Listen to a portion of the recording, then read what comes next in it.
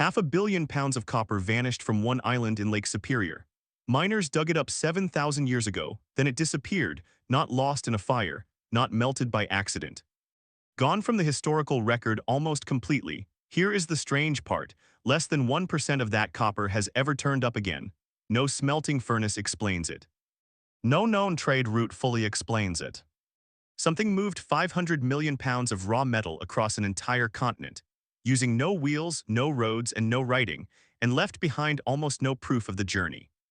Picture the shoreline of Lake Superior in deep winter: gray water, gray sky, snow pressing down on pine branches heavy enough to bend them toward the ground. Somewhere beneath that frozen soil, a network of tunnels sits empty exactly as it was left thousands of years ago. Tools still inside, miners long gone. Before we get to where that copper went, drop the year you think this mining actually started. Most people guess wrong by thousands of years. Keep that number in your head. You are about to find out how wrong it is. In the 1840s, state geologists walked into the quiet forest of Michigan's Keweenaw Peninsula, sent to survey the land for future settlement. They expected trees, rock, maybe a few scattered fur trapper trails. Instead, they found holes. Thousands of them cut directly into solid stone, running along ridgelines like scars across the landscape. Some pits dropped 20, even 30 feet straight down. Wooden support beams, blackened and hardened by time, still braced the shafts after untold centuries buried underground. At the bottom of many pits sat stone hammers, some weighing over 30 pounds, worn perfectly smooth from thousands upon thousands of impacts. At first, the explanation seemed obvious. Someone had mined here recently, maybe an unlicensed operation from decades earlier, something forgotten and left to the trees. Then someone finally tested the wood. The results made no sense to anyone standing there. The timber was not decades old. It was thousands of years old. Radiocarbon dating eventually pushed some of the earliest mining activity back nearly 7,000 years. Older than the pyramids of Giza. Older than the invention of the wheel across most of the ancient world. And it was happening in the deep forests of North America at a scale nobody in the 1840s was prepared to believe. One surveyor, standing at the edge of a collapsed shaft, described finding a stone maul still resting on a ledge of copper-streaked rock, positioned as though someone had simply set it down mid-swing and walked away. Moss had grown over the handle groove worn into the stone by human hands. The forest above had regrown twice over. Full-grown trees stood rooted directly inside some of the ancient pits, their trunks 100 years old or more, meaning the hole beneath them had to be far older still. That detail mattered more than anyone realized at the time. Tree ring counts on trunks growing inside collapsed pits gave geologists a minimum age. The mining had to predate the oldest tree by at least as many years as that tree had been alive. It was one of the first clues that this was not recent work at all. The age alone should have ended the debate right there. Instead, it opened a much bigger question, because digging one hole in solid rock is hard enough. Digging thousands of them, generation after generation, requires something these supposedly simple ancient people were never given credit for. Walk Isle Royale today and the land still remembers what happened here. Long collapsed trenches cut across the ridgelines for miles, tracing the exact path of copper veins buried beneath the surface. 19th century surveyors mapped hundreds of these features by hand. Modern satellite imaging and LIDAR scans later confirmed something even larger. Estimates now suggest somewhere between 5,000 and 10,000 individual mining pits scattered across this narrow stretch of wilderness. At the bottom of most of them, there is nothing left to find. The copper veins have been stripped almost completely bare, chased downward through the rock until the ore simply ran out. The mining method itself shows real skill. Workers built fires directly against the copper-bearing rock, heating it for hours. Then came cold water poured fast, cracking the heated stone through sudden temperature shock. Once the rock fractured, stone mauls finished the job, breaking it apart piece by piece until the copper inside was exposed. This technique, known today as fire setting, does appear in other ancient mining sites around the world, from the mountains of the Alps to the deserts of the Sinai Peninsula.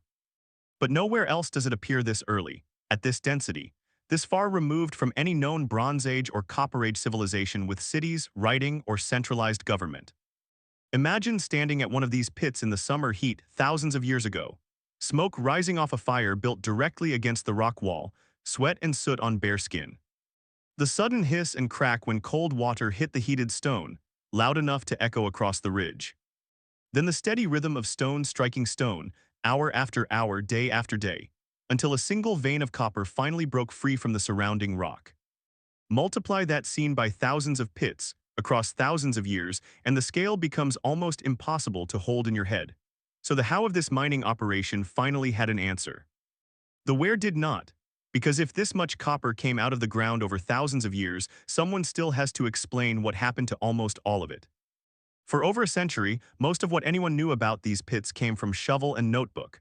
That changed once modern testing methods reached the Great Lakes. Trace element analysis let researchers examine copper artifacts atom by atom, comparing their chemical makeup against samples pulled directly from the Isle Royale and Keweenaw deposits. Radiocarbon dating, applied to charcoal and preserved wood found deep inside collapsed shafts, gave far more precise timelines than tree rings alone ever could. Ground-penetrating radar later mapped pits still hidden beneath centuries of soil and leaf litter, revealing shaft systems nobody had walked over in thousands of years. Some of these hidden pits connected to each other underground, suggesting miners followed a single vein for a much longer distance than the surface scars alone suggested. University field teams returning to the island decades apart kept finding the same pattern repeating: deep extraction, efficient technique, and almost total silence about where the finished metal actually went once it left the ground. Every new tool researchers brought to the site answered old questions and opened new ones. The pits were real, the age was real, the technique was real, the missing copper was still missing. With the science finally catching up to the pits themselves, one number kept surfacing in every study, and it refused to add up. Here is the number that broke the simple explanation completely. Researchers estimate that somewhere around 500 million pounds of copper came out of these pits across roughly 5,000 years of mining activity. Now line that number up against everything archaeologists have actually recovered. Museums and dig sites across North America hold copper tools connected to this same ancient culture. Knives, fishhooks, awls, beads, spear points, some finely crafted, others simple and utilitarian. Add every single one of those artifacts together, weigh the total copper they represent, and the number barely scratches the surface of what came out of the ground. Some researchers place the recovered total at well under 1% of everything mined. That leaves two real possibilities, and only two. Either the missing copper is still buried somewhere, sitting in caches nobody has found, waiting in the ground for the right excavation. Or it moved somewhere else entirely, funneled through a distribution system archaeologists have not yet managed to fully trace. Neither answer is small. The first means untouched caches of ancient metal are still sitting under modern soil across the Midwest, waiting for a shovel that has not found them yet. The second means an entire economic network once connected communities across a huge stretch of the continent, one that left almost no trace beyond the metal itself. Either way, the story most people learned about ancient North America is missing an enormous chapter. And that second possibility is exactly where this story stops being a local mystery and starts becoming something much larger, something that stretches across an entire continent. Lake Superior copper carries something close to a fingerprint. It formed through an unusually rare geological process, one that produced nearly pure native copper, metal that required no smelting at all. This process also left the copper with a distinct trace element signature, a chemical profile that differs from copper deposits found anywhere else on the continent. That exact signature has shown up in places far beyond Michigan, in artifacts recovered from the Ohio River Valley, in sites along the Mississippi. In some documented finds, traces of this same copper have appeared near the Gulf Coast, over 1,000 miles from where it was originally pulled out of the ground. This metal traveled hand to hand, canoe to canoe, along trails and rivers with no recorded maps, no wagons, and no written account of the exchange that carried it forward. That is no longer a local mining operation. That is infrastructure. A working system, organized well enough to move raw material across a landscape roughly the size of Western Europe, using nothing but human effort and a network of trust between distant communities. Think about what that journey actually required. A finished copper point or bead, cold-worked on the shores of Lake Superior, had to pass through the hands of people who had never seen the mine that produced it. It crossed rivers. It crossed forests, prairies, and mountain foothills. It was carried by people who had no reason to know, or care, where the raw metal originally came from, only that it was valuable enough to keep moving forward. Somewhere along that chain, trust replaced paperwork, reputation replaced contracts. And copper kept moving anyway for generation after generation without a single written record confirming the exchange ever happened. But a system like that needs organization. It needs planning across seasons, coordination across distant groups, and consistency across generations. And organization is exactly what these communities were never supposed to have, according to the standard story historians have told for over a century. Conventional archaeology describes the people responsible for this mining as small, mobile hunter-gatherer bands, seasonal camps, loose social structure, little to no centralized authority. That picture struggles to explain what sustained, fire-based deep-shaft mining actually requires. It struggles to explain a stable workforce, returning to the exact same pits year after year, sometimes across multiple generations of the same families. It struggles to explain the fuel supply needed to keep fires burning against rock for hours at a time, across thousands of separate mining sites. It struggles to explain a distribution network capable of moving finished copper over 1,000 miles inland reliably for centuries. And yet the evidence for centralized power simply is not there. No palace has ever been found near the mining district. No city walls. No grave stacked with the kind of disproportionate wealth that usually marks a ruling class in other ancient societies. Just pits, just tools, just copper that walked away across a continent and for the most part never came home. Most professional archaeologists agree on one important point. The mining techniques themselves needed no outside help, no lost civilization, and no advanced technology beyond fire, water, and stone. Everything matches known indigenous skill and ingenuity from this period. What still lacks a full explanation is the accounting problem. Too much copper came out of the ground. Too little copper has ever been found again. Both statements are true, and mainstream archaeology has not yet closed that gap. Some researchers point to ceremonial burial as a partial answer. The idea that copper carried spiritual weight in these cultures and was deliberately returned to the earth rather than kept in circulation. Others point to the simple erosion of time itself. Artifacts melted down, reworked, or scattered by centuries of soil movement and river flooding long before archaeology existed as a discipline. Both theories are reasonable. Neither one, even combined, has ever been shown to account for the full weight of copper the pits produced. Picture standing in a museum storage room, drawers pulled open one by one, each holding a handful of ancient copper artifacts wrapped in soft paper. Beautiful pieces, real evidence. And still laid side by side, nowhere near enough metal to match even a fraction of what the pits on Isle Royale produced. The gap is not a rounding error. It is a gap wide enough to hold a lost chapter of history inside it.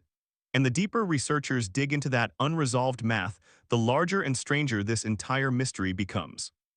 This mining operation did not last a single season or even a single century. Radiocarbon dates recovered from mining debris stretch across an enormous span of time, from roughly 5,000 BCE to as late as 1200 BCE, with some interpretations suggesting intermittent activity continuing even later than that. That working timeline rivals the entire lifespan of ancient Egyptian civilization, one of the longest-running societies in recorded history. Then, around 1200 BCE, by the most commonly cited estimates, the mining simply stopped.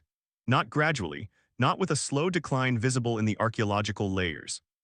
Abruptly enough that hammerstones were left sitting exactly where they were dropped mid-task, as though the miners fully intended to return the following season. They never did. No single event fully explains the stop. No layer of ash points to war. No flood line marks a sudden disaster. The mining simply ends in the record the way a sentence ends mid-thought.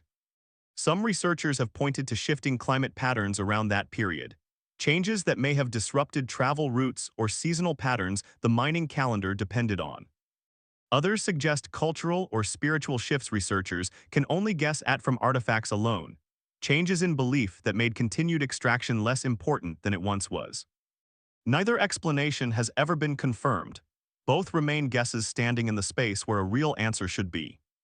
What remains today is one of the oldest large-scale metal industries anywhere on Earth.